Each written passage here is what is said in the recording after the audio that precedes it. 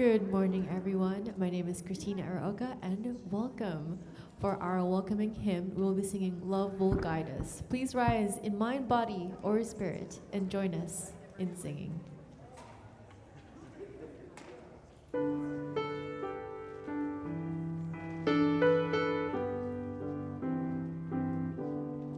Love will guide us, peace has tried us, hope inside us, we lead the way on the road from greed to giving. Love will guide us through the hard night. If you cannot sing like angels, if you cannot speak before thousands, you can give from deep within you. You can change the world with your love. Love will guide us. Peace has tried us. Hope inside us. We lead the way on the road from greed to giving. Love will guide us through the hard night.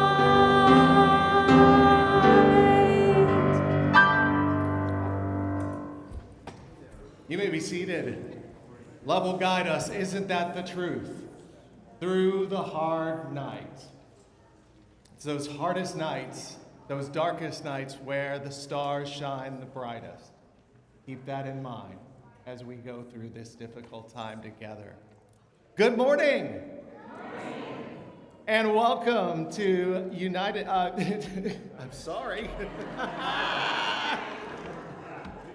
You know what? I've been around a bunch of churches. In fact, my old home church yesterday, and around United Church of Christ, Disciples of Christ, Unitarian Universalist, we were all together at Pride yesterday. So there were so many letters. Then you add LGBTQ to that, and it's just alphabet soup. So we're so glad that you're with us at Unitarian Universalist Congregation here in Fullerton, an inclusive community dedicated to building a better world. Whoever you are, however you identify, this is a safe space for you. And we stress that every Sunday, but this Sunday in particular because it is OC Pride this weekend. And we have special guests. Well, they are part of the family, the UUCF family, who are going. Evan and Danielle are going to be our worship associates today, and they also will be contributing to the message today. So a lot to look forward to hear from them as well. UUCF acknowledges that this land is situated in the original ancestral homelands of the Ahachiman, the Kizh, and the Tongva peoples. May we have the humility and courage to help restore what has been broken and the wisdom to live into a new solidarity with Indigenous communities and the earth. Okay, we've got announcements today, and a couple of them. There's so much going on, you all. Okay, first of all, sign-ups for our social hour. If you are new, we do social hour and food very well after the service. We love to feed you, but we need your help to sign up to be part of that. And Rosie's got her beautiful flower pen and is ready to get you to sign up for that. You the vote. Packets of postcards for GOTV are ready for folks to pick up after the service and will be in a box in the narthex. When it comes to the Social Action Committee, you also can sign up to provide groceries for our adopted family in October. If you're new, we have adopted a family who was holed up in their house because of ICE and fears of ICE. So we have adopted a family and are providing the food necessary for them to continue to try and live, I guess, this life right now that they are living. And so we invite you to be part of this support system for them. Help us UU the vote by writing postcards to encourage voters to participate in the November 4th election. It is coming up, and you can see Debbie for a packet. Next Sunday, 5:30 is next Saturday at 5:30 is our fall fellowship dinner. The main dish will be provided, including a vegan alternative for you. Those who are able are asked to bring a side dish or dessert to share. Dessert. And all are welcome to attend. Linda Summers and Jean Lau are looking for more adult circle supper hosts for Saturday, October 11th.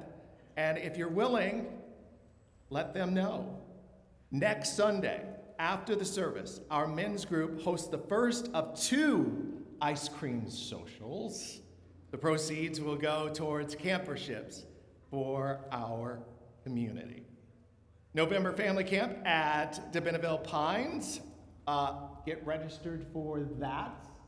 It's November 14th through the 16th, and register today for that. Also, really excited, we are offering our new to UUCF lunch. It is scheduled for October 12th after the service.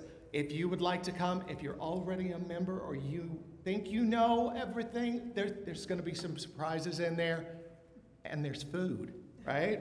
If you are interested in attending, you can go to uufullerton.org/new.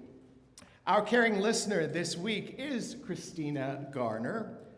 You can speak with her after the service if you have any concerns and would simply like someone to listen or someone to talk to, and trust that what you share is always confidential.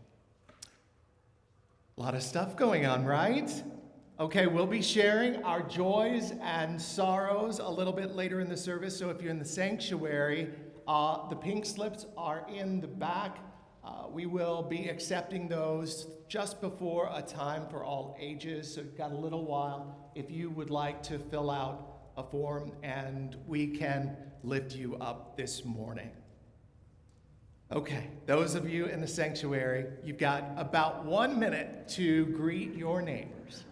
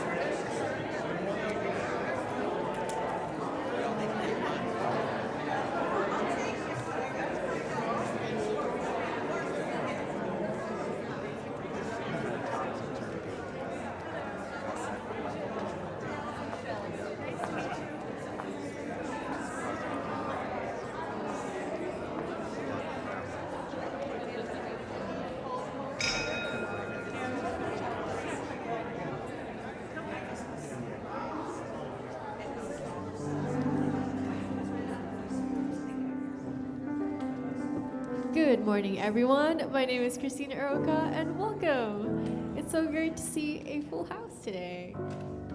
For those who don't know me, I'm your music director, and so for our hymn of the month, we'll be singing Swimming to the Other Side. So please rise in mind, body, or spirit and join us in singing.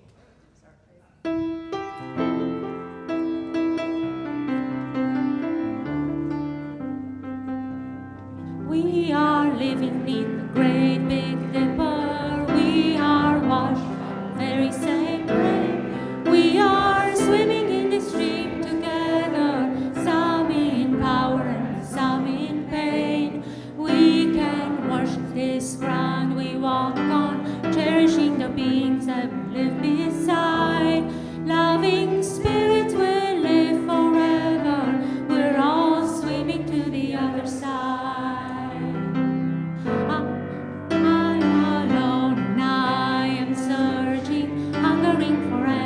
In my time, I am balanced at the brink of wisdom. I'm impatient to receive a sign. I move forward with my senses open. Imperfection may be my crime.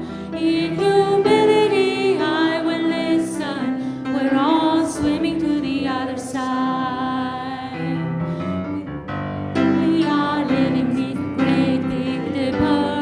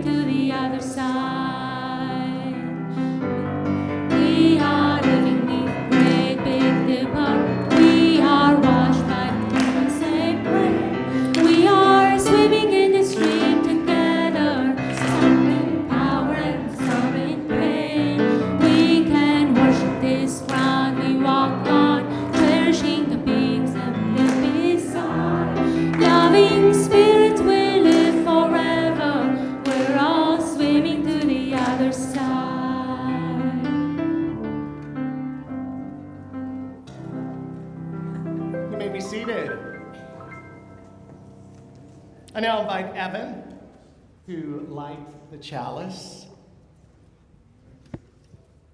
We are people of all ages who enter this space bringing our joys and our concerns. We come together in hope. We greet each other warmly with our voices and our smiles. We come together in peace. We light the chalice to symbolize our interdependence and our unity. We come together in harmony. We share our growth and our aspirations. We come together in wonder. We share our losses and our disappointments. We come together in sorrow. We share our concern and our compassion. We come together in love. We come to this place bringing our doubts and our faith. We come together as seekers. We sing, pray, we listen, we speak and read and dream. We think and ponder and reflect. We cry and we laugh and center. We mourn and celebrate and meditate. We strive for justice and for mercy. We come together in worship. Please join me in saying our unison affirmation that's on the screen. This flame affirms the light of truth, the warmth of community, and the fire of commitment. Love is the doctrine that we share, is our sacrament, and service is our prayer. To dwell together in peace, to seek knowledge and freedom, to serve human need. Thus do we covenant with one another.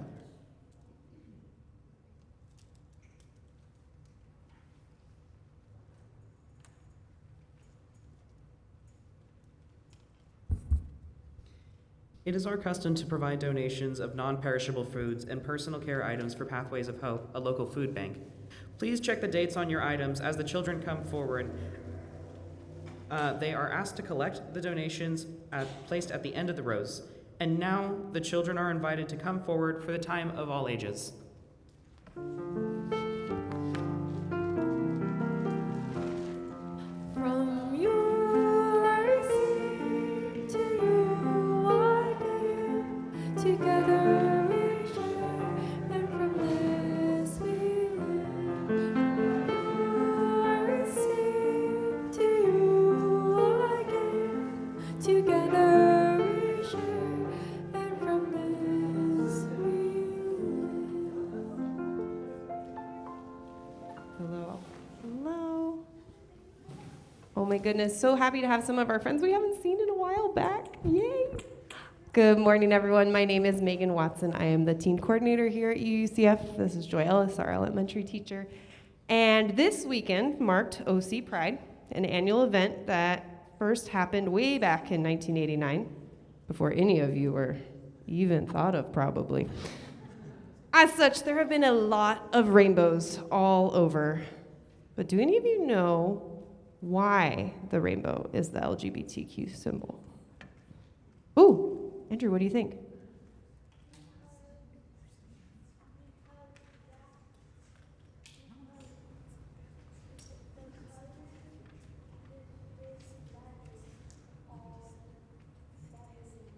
Oh, I like that idea that the first letter of the colors represents like the L, the G, the B, the T. I think that's a really good idea. And the colors do actually represent something. So let me, oh, Josie, do you have an idea? What's up? Oh, I like that too. That absolutely has something to do with it. So it wasn't by accident. It was a very thoughtful design by a man named Gilbert Baker. Gilbert was an artist who lived in San Francisco during the 1970s. And that was the center of this new gay rights movement at the time. There he met a politician that some of the adults in the audience might know by name, named Harvey Milk, who suggested that he should create a symbol to be used by the community in their protests and their celebrations.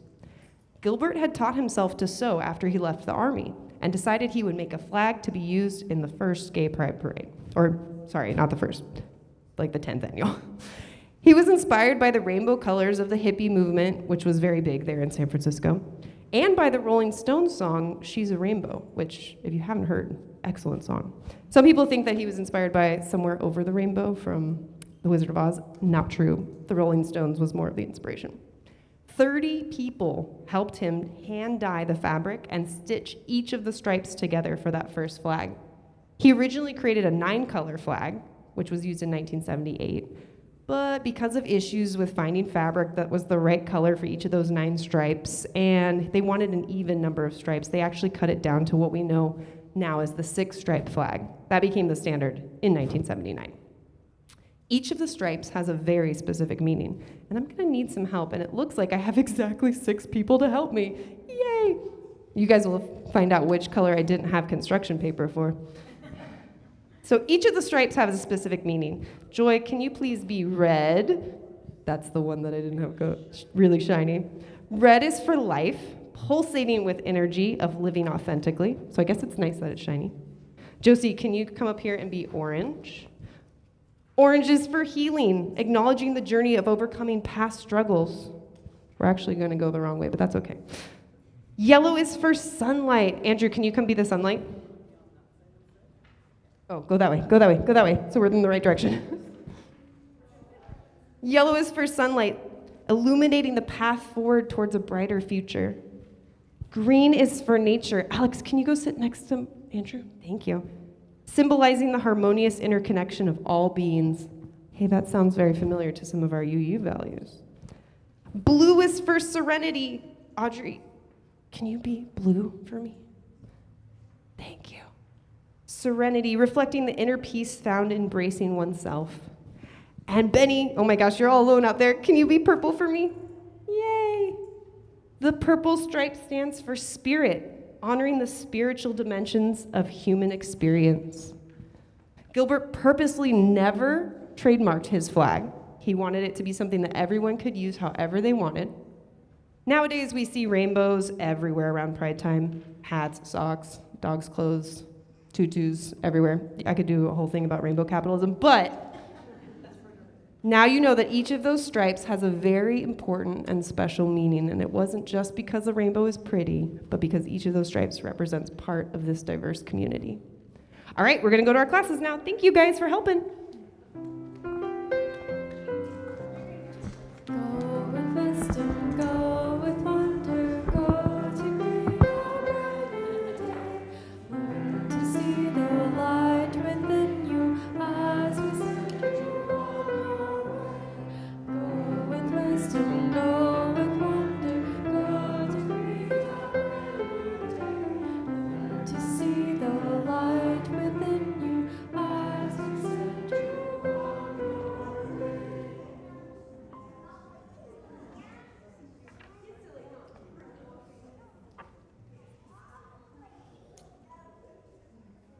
Now it is time for our joys, our concerns, and our sorrows. We begin by lighting a candle for all our concerns for the larger world, our wish for peace and justice, our hopes for the children who will inherit this planet. May this candle represent all these wishes and calls to action that are more than we can articulate in this space. And now let us share the personal joys and sorrows in our lives, a pastoral concern, two of them this noon hour.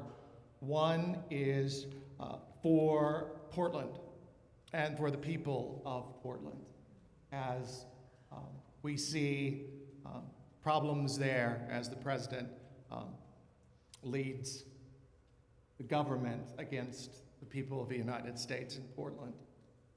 Also in Michigan, there was a church fire and shooting this morning. One person was killed, but it's arson and fire and shooting. So we keep them close to our hearts this morning. This sorrow from Hope Molina Porter and family, our dear friend Larry Black died early this morning after a long battle with pancreatic cancer. We lift up family and friends. Debbie Langenbacher has a joy, received a note from Kristen Langlois at Planned Parenthood. She says, your congregation's support is so dear to us. And a sorrow from Allison and Gary Daniels. Allison's mom, Patricia Burnett, passed away on Monday, September 22nd. Allison was grateful to be there with her when she passed, and they want to express gratitude to all who have expressed their love and support during this difficult time. We are with you. And a joy from Chance Vernon. It is was my great joy to meet Colleen Clay for the first time at the first OC Pride in 1989. Wow. Amazing.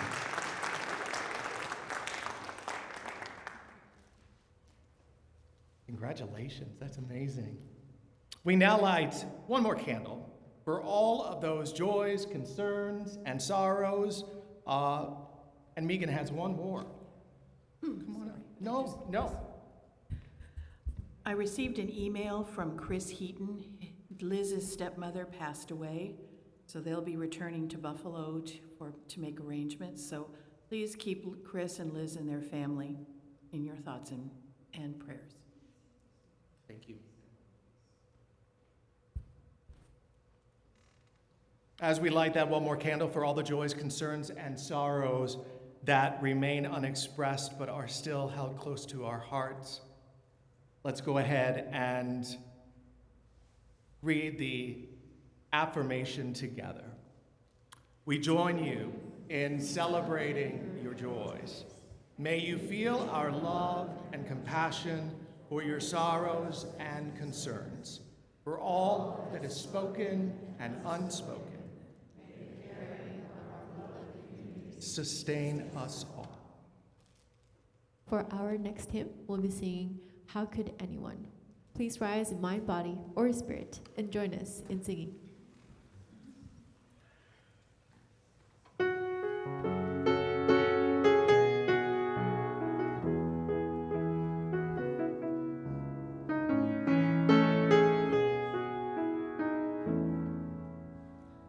How could anyone ever tell you you are anything less than beautiful? How could anyone ever tell you you are less than whole? How could anyone fail to notice that your loving is a miracle? How deeply you're connected to my soul. How could anyone ever tell you you are anything less than beautiful? How could anyone ever tell you you are less than whole? How could anyone fail to notice that your loving is a miracle? How deeply you're connected to my soul.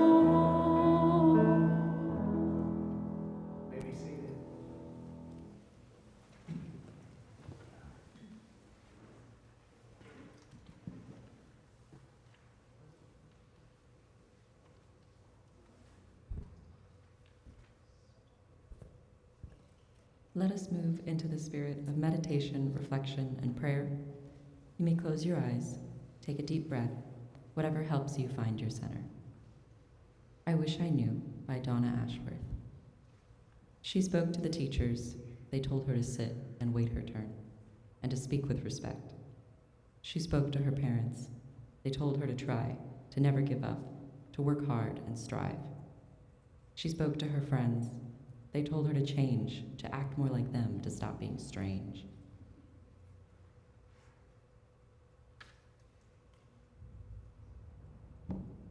She spoke to herself. She wondered what's wrong. Why don't I fit in? Why can't I belong? And finally, when her exhaustion was high, she wandered bereft out into the night. She spoke to the moon, and the stars let her see, you're already enough. Why can't you just be? You sparkle with life. You're so full to the brim. Why worry about the need to fit in? You're made of pure sunlight with so much to share. Don't walk down the same road. You're not going there. Let us now share a minute of silence.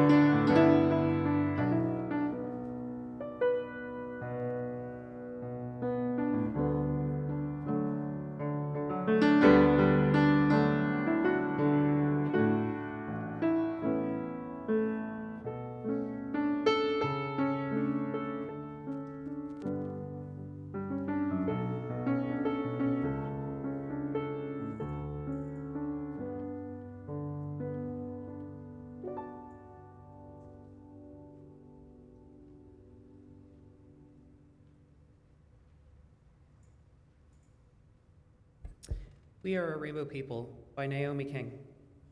Somos una gente del arco iris. We are a rainbow people.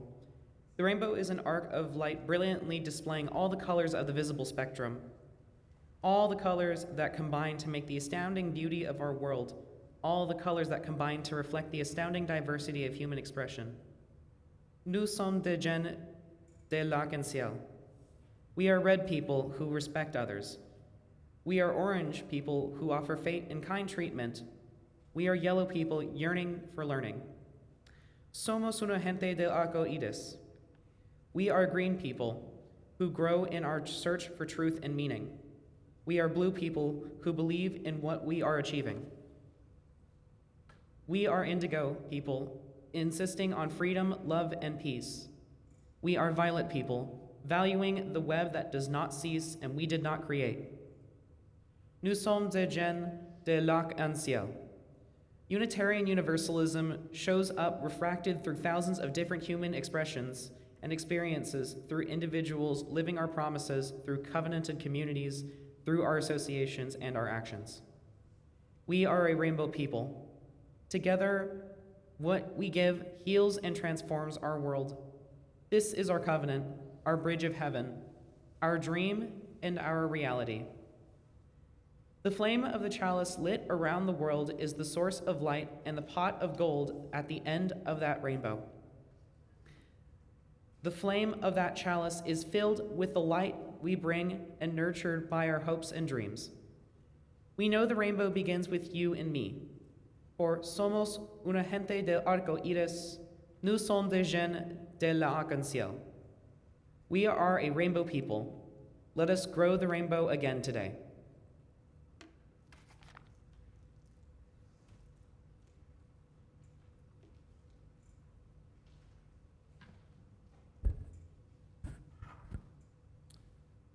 I have to admit that the term welcoming congregation makes me nervous when used by churches.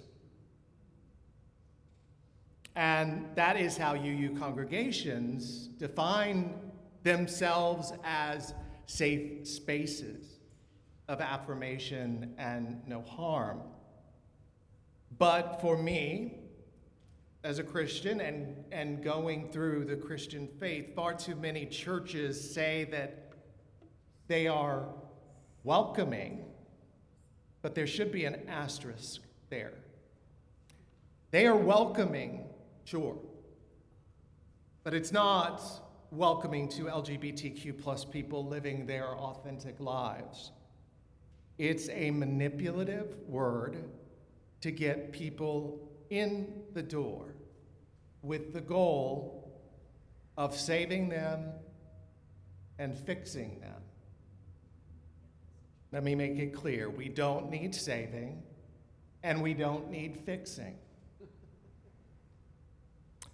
In the Disciples of Christ church, of which I'm ordained, they use the phrase open and affirming, showing that churches are not only open, but affirm LGBTQ plus people, supporting the community to live their authentic selves.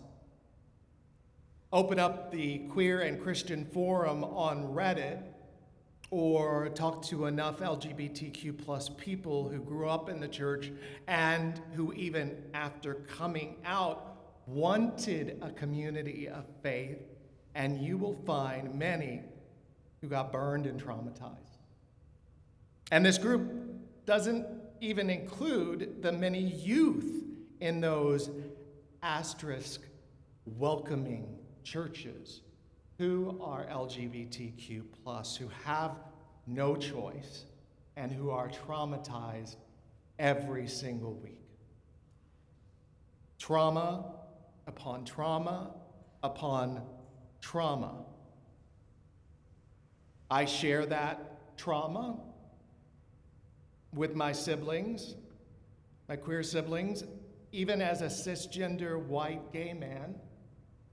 I live with privilege that protects me more often than it endangers me.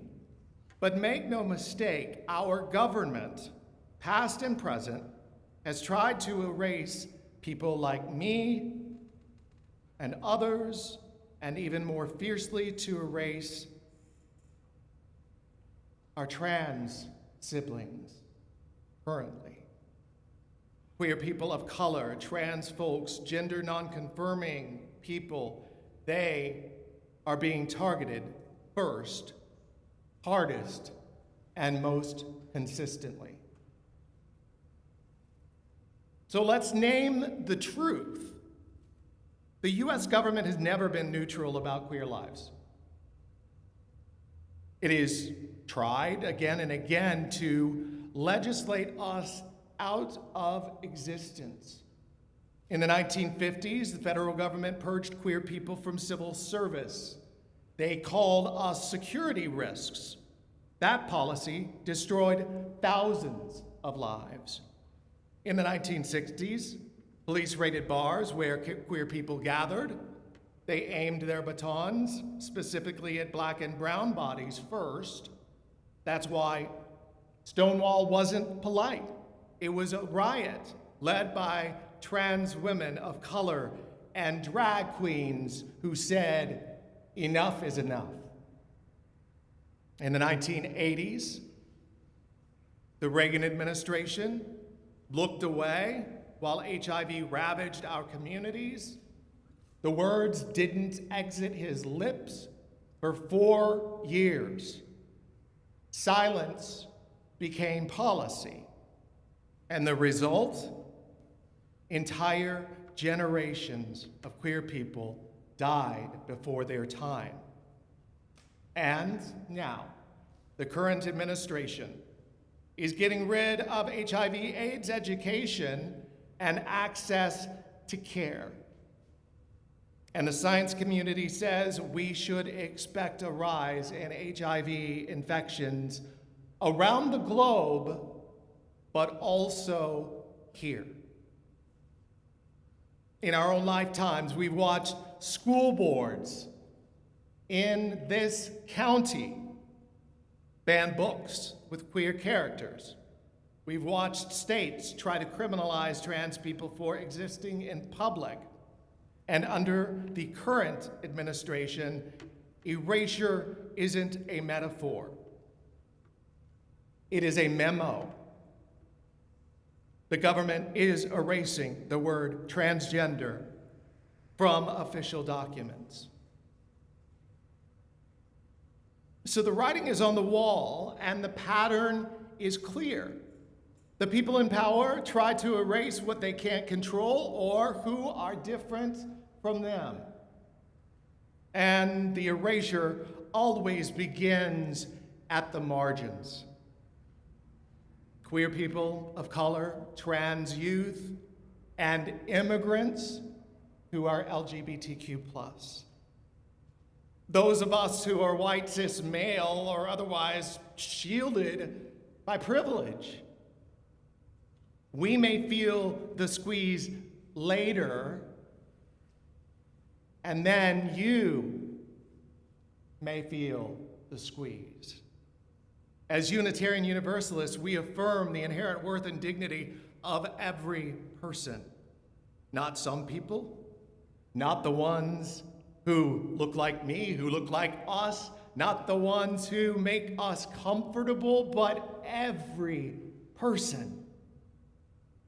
And if we truly are a congregation that says all are welcome, that we must show up for the people the government is trying to erase. Show up when books are banned. Show up when trans kids are targeted. Show up when black and brown queer folks are harassed by police or left behind by systems of oppression. Christian nationalism is growing, and they are going to come after Christian and other religions that do not match their own. This is a we problem. But this is where it starts, in the margins. And that's why it's so important for me to shut up and let others in the community speak. Evan and Danielle, who you probably know. If you haven't met them, you need to. They're wonderful. They join me not only as worship leaders, but also bring messages on this Orange County Pride Sunday. I've asked them to speak on the issues facing them and how we as a congregation can be better, can be more welcoming. I invite Evan to come up first.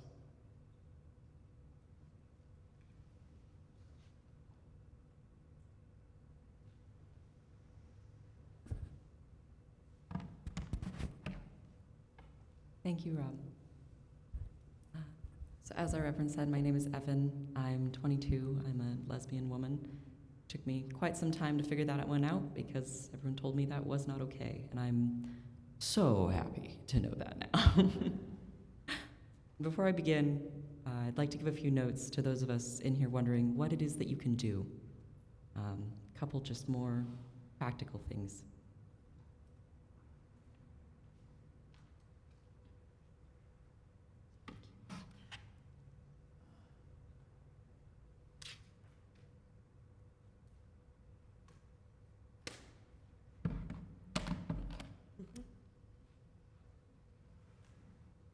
So first, I'd like to remind us that learning history is how we learn not to repeat it, and that reading has never hurt. Second, I'd like to remind us that although we want to be treated normally, normal doesn't mean like everyone else. We have not fought for the rights that we have just to be finally awarded the privilege of being treated like any other heterosexual person. I am not heterosexual. And seeing me for what I am and celebrating my diversity is what creates that affirming and comfortable space. I don't want to be erased literally in my interactions.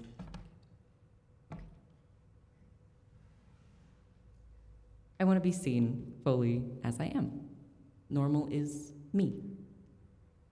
And the last thing, sometimes the best thing to do when you don't know how to help someone is just to love them through it. This is something my Nana always says, and I've never found it not to be true. Caring can be so overwhelming, especially when it feels like people don't want you to care. And we can get so turned around backwards that it feels like fighting is more important than just showing those small things. If you take nothing else away from this today, please remember that simple caring is why we started the fight. When I look at the community around me, I find it unnatural, sometimes even hard, to feel grief. That might sound confusing given the state of things, but it isn't the love or life of these people that demands grief from me. The moments that I'm forced to remember why I should be afraid and how much suffering it took to even get where we are feel like a crashing and terrible reminder. And more than anything, I feel confused. I love these people. I love who I am. I feel confused at how someone could look at us at genuine love and joy and feel hate. I don't feel grief or anger at first, I certainly do.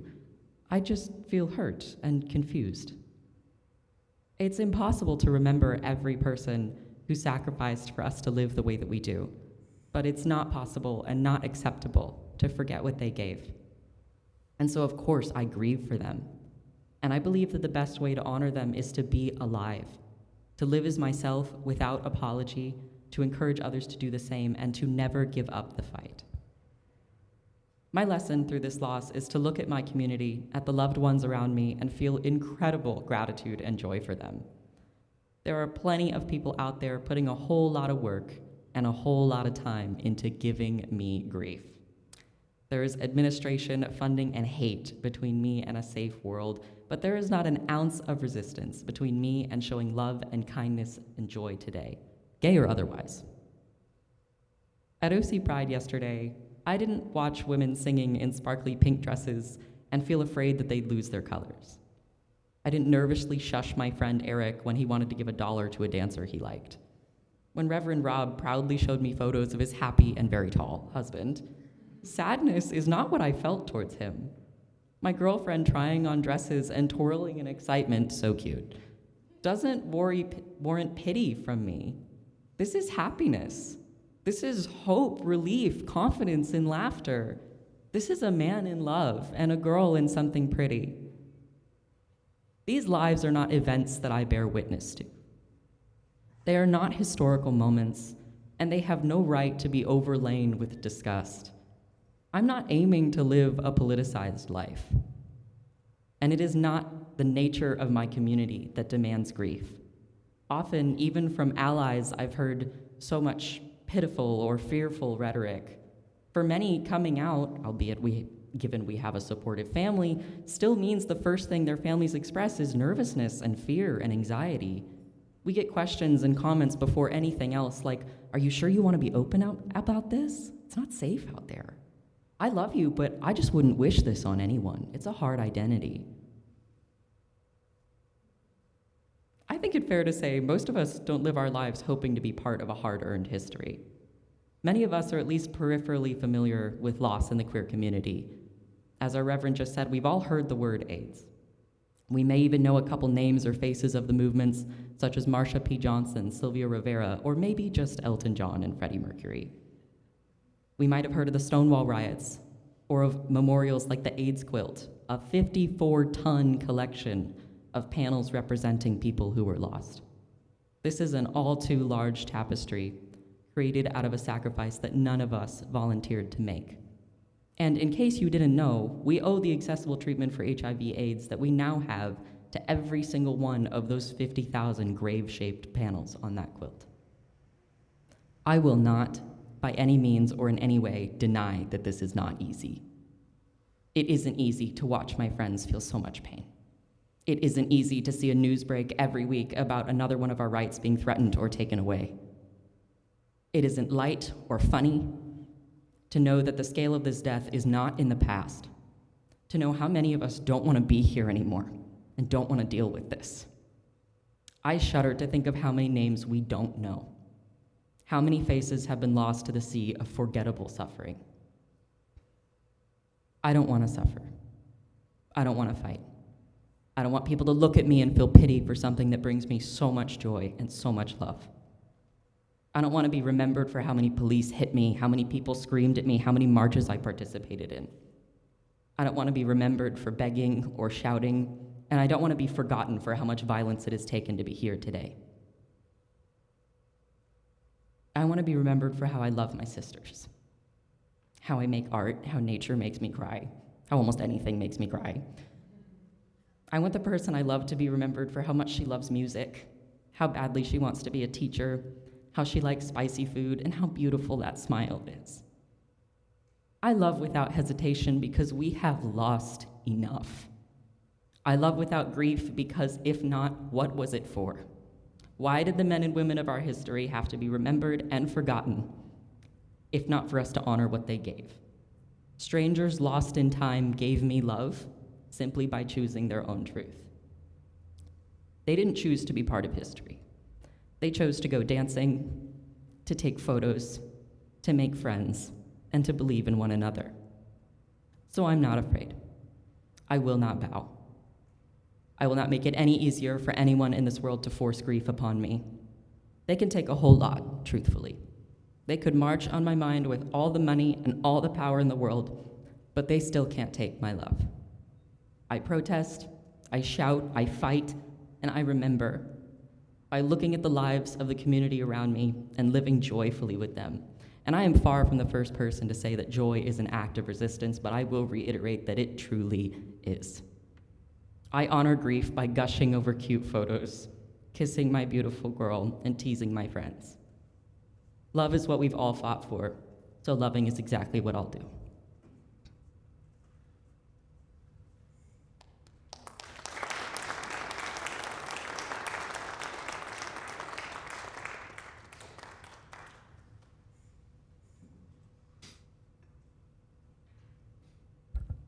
Hello, everybody. My name is Danielle.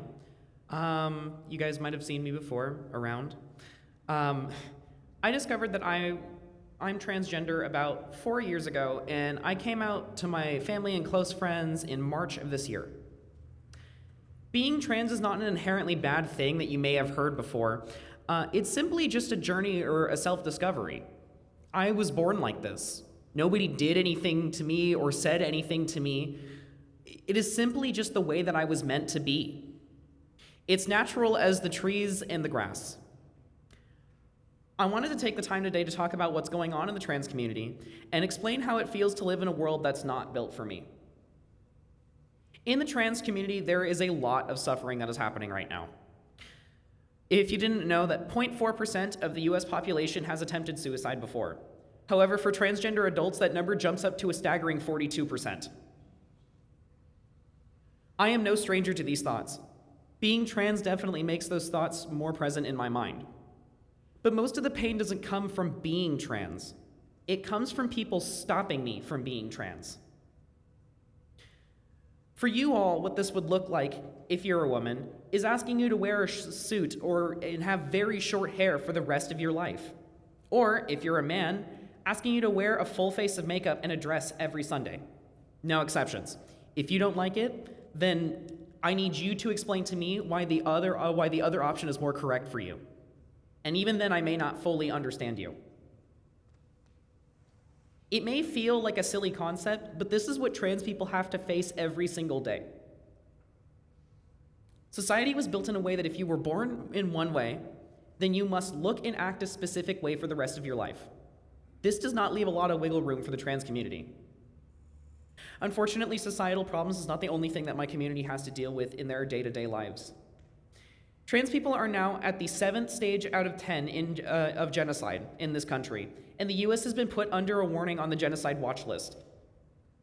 Stage 7 is called preparation, as classified by the Holocaust Memorial. This stage involves the removal or relocation of the group.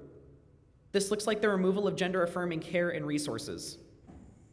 If you didn't know, 122 anti-trans bills have been passed this year alone. These bills range anywhere from what bathroom I can use to where I can find gender-affirming care. I looked on it this morning, and I found one that, I can't remember what state it was for, but that it considered it child abuse to raise your trans child as trans. These bills, I know I remember that. You may all begin to see why I say that I am tired. These bags don't just appear under my eyes for nothing. I'm tired of being stared at like I'm some sort of foreign creature. I'm tired of having to frantically search for a gender-neutral bathroom because I'm worried about making other women uncomfortable. I'm tired of having the thought in the back of my head that my life may be threatened when I'm wearing a dress in public. I'm tired of having to see so many of my fellow peers give up on transitioning or give up on life itself. I'm tired of being demonized by a large chunk of the US population and by most of our current administration. I'm tired of having a large chunk, I'm tired of having to work out the logistics of fleeing the country in the case of an emergency.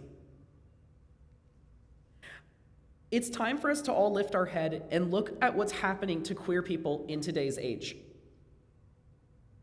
I still have hope that things will get better, though. Like the saying goes, love conquers all. For my cis audience, that may look like loving and accepting your trans peers.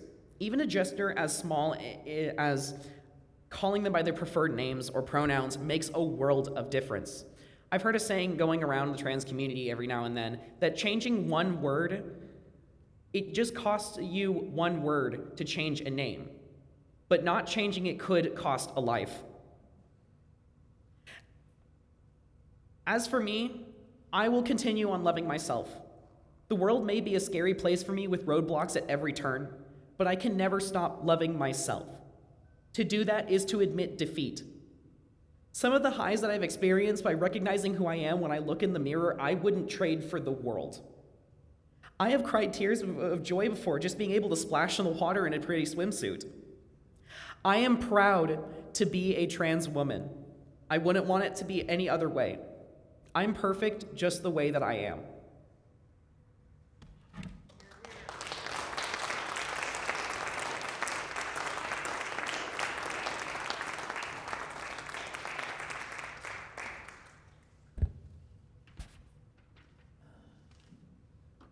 Thank you both. We love you, and we are glad that you are here with us and that you found a home here.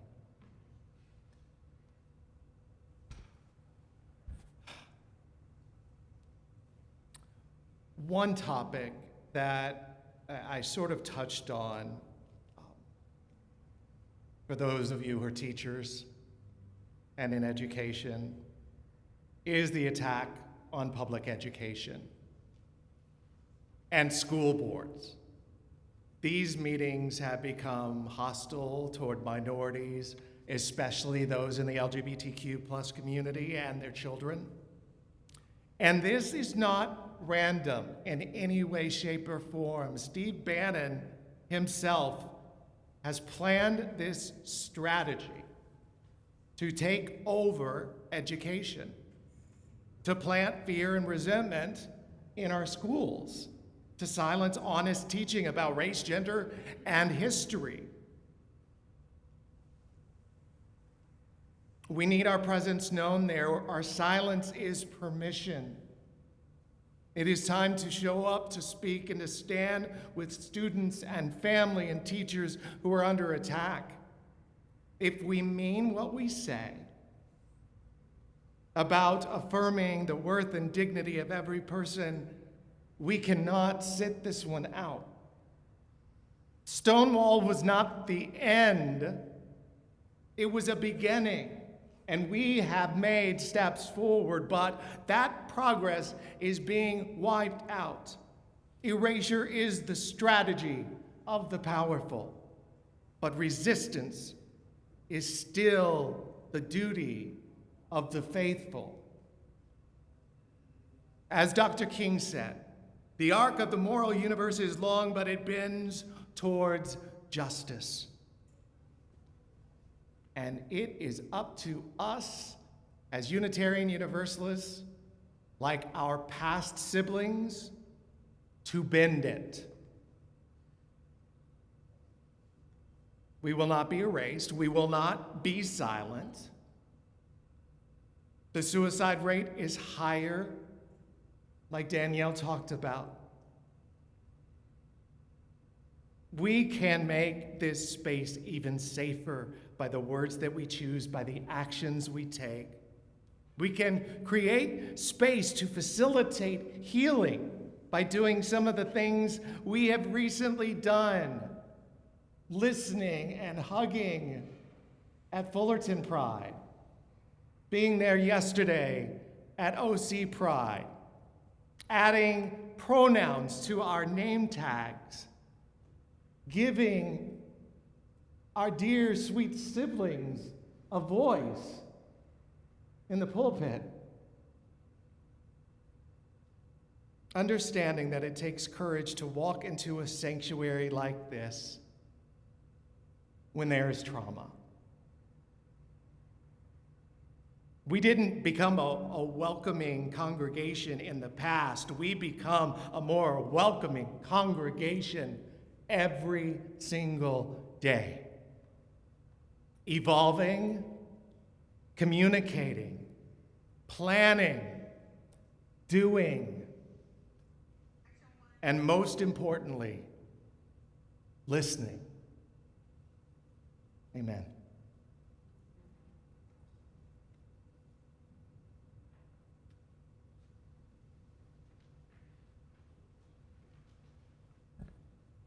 At UUCF, we embrace the possibility of a world filled with peace, acceptance, justice, love, and joy. By our financial commitment, we help this congregation, through its maintenance, mission, and ministries, make those possibilities real in a challenging world. A basket is being brought around the sanctuary, and there are payment options on the screens. Whatever you are able to give is received with gratitude. We thank you for your commitment and your generosity.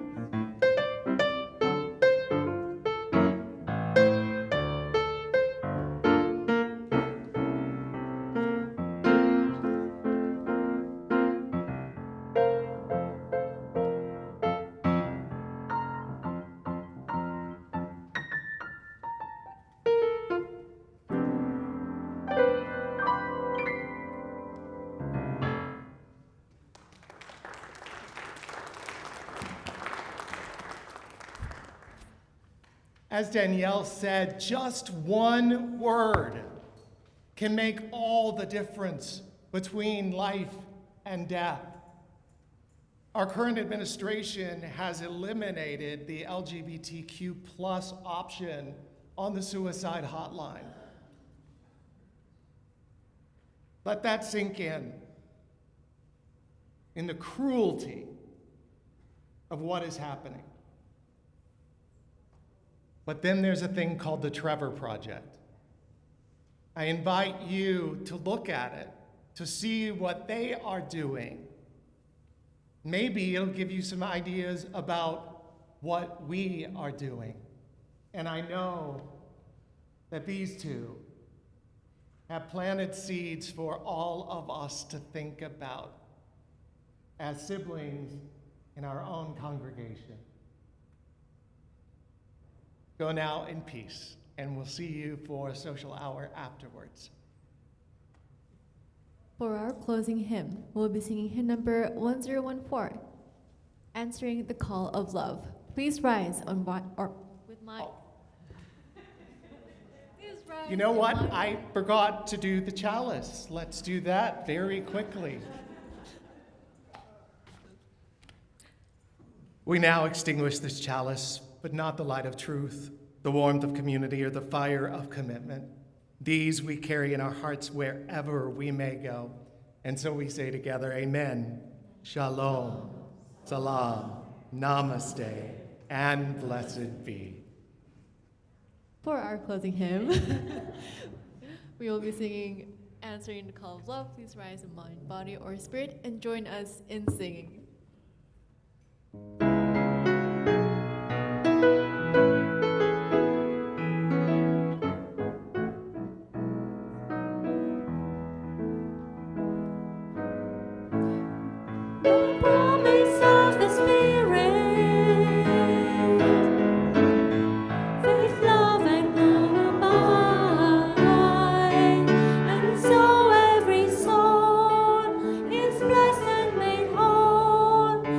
Truth